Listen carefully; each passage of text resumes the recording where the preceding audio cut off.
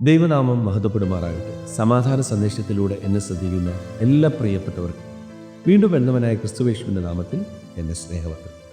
റോമലേഖനം 3-ാം അധ്യായം അതിൻ്റെ 13 മുതലുള്ള ഭാഗങ്ങളിൽ അവരുടെ തൊണ്ട തുറന്ന ശവക്കുഴി, നാവ് കൊണ്ടവർ ചതിക്കുന്നു, സർപ്പവിഷം അവരുടെ അധരങ്ങൾക്ക് കീഴേ ഉണ്ട്, അവരുടെ വായിൽ ശാപവും കയ്പും നിറഞ്ഞിരിക്കുന്നു.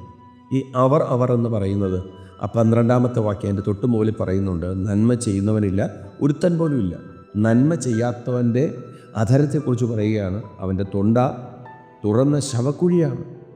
അടുത്ത് പറയുന്നത് അവൻ്റെ വായിൽ ശാപവും കയ്പും നിറഞ്ഞിരിക്കുന്നു. ചിലർ ദ്രോഹമൊന്നും ചെയ്യത്തില്ല, പക്ഷേ നാവെടുത്താൽ ശാപവും ഹൃദയത്തിനകത്ത് കയ്പും ആവുന്നത്.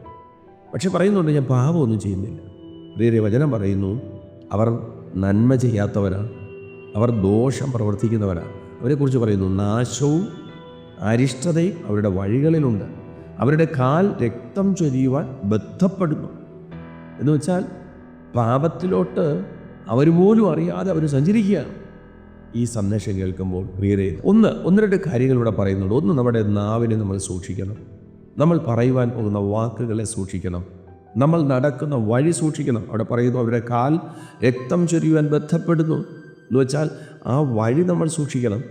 അതുകൊണ്ടാണ് 1-ാം സങ്കീർത്തനം പറയുന്നത്, ദുഷ്ടന്മാരുടെ ആലോചന പ്രകാരം നടക്കാതെ, പാപികളുടെ വഴിയിൽ നിൽക്കാതെ, പരിഹാസികളുടെ ഇരിപ്പിടത്തിലിരിക്കാതെ. അപ്പം നമുക്ക് ദൈവം ക്രമീകരിച്ചിരിക്കുന്ന കുറേ കാര്യങ്ങളുണ്ട് വേറെ ജീവിതത്തിനകത്ത്. അതൊക്കെ ഒന്ന് തിരിച്ചറിഞ്ഞിട്ട് ഓരോ വാക്യങ്ങളും ഓരോ വചനവും നമ്മുടെ ജീവിതത്തിനകത്ത് നമ്മെ പുതിയ മനുഷ്യനാക്കാൻ, റോമാസഭയ്ക്ക് കൊടുത്തിരിക്കുന്ന ലേഖനം എന്നോടുള്ള ദൂതാണെന്ന് ഗ്രഹിക്കാൻ. നന്മ ചെയ്യുന്നവൻ ആരുമില്ല, ഒരുത്തൻ പോലും ഇല്ല. അത് അന്നത്തെ റോമാസഭയോടല്ല, ഇന്ന് എന്നോടും സംസാരിക്കുകയാണ്.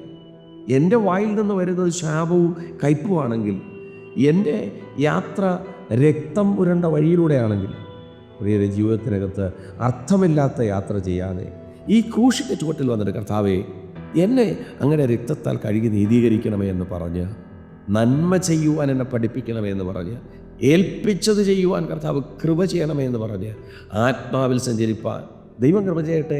വിശ്വസിക്കുക, പ്രാർത്ഥിക്കുക. ദൈവം വിശ്വസ്തൻ. God bless U.